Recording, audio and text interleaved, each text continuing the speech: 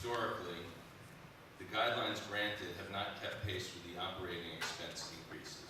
This was touched upon by Andy Cohen a minute ago. For example, in 2010, the expenses increased by 3%, and the rent guidelines passed for the following year were 2% and 3%. And in 2011, expenses increased 3.8%, and the guidelines for the following year were 1.75% and 2.75%. This has resulted in a narrowing of the net operating income over time. From the high 30% range 20 to 30 years ago to the low 30% range over the past years.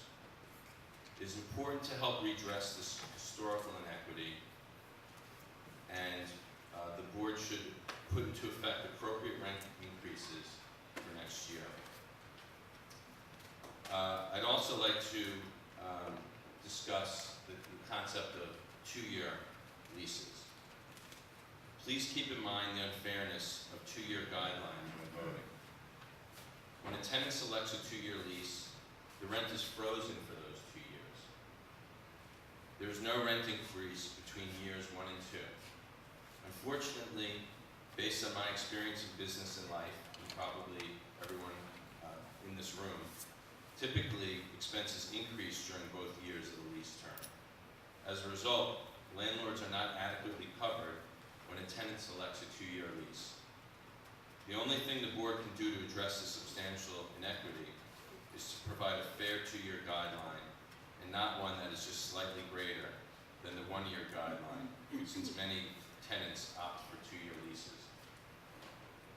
In closing, based on the historically inadequate guidelines and the need for equity on the 2-year guidelines, I respectfully request that the board implement fair guidelines.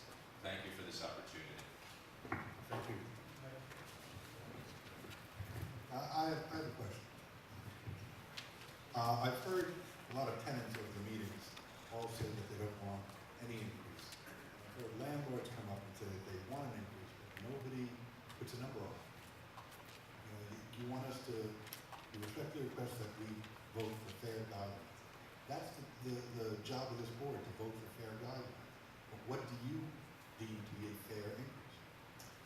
Taking into account the decline in the operating income over the years, in my estimated fair increase would probably be in the range of 5% for 1-year guidelines and 7% for 2-year guidelines.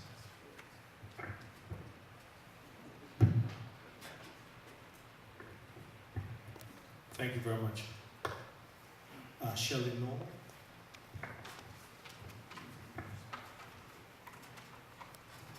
Good evening. I'm an employee of Executive Towers at Lido. I work for the owners. I am involved in every aspect of the operations of Executive Towers, and I am a liaison between residents and the owners. Unfortunately, the tenants represented at these meetings are the ones that are most dissatisfied. They have legitimate service complaints or speak of callous, unsympathetic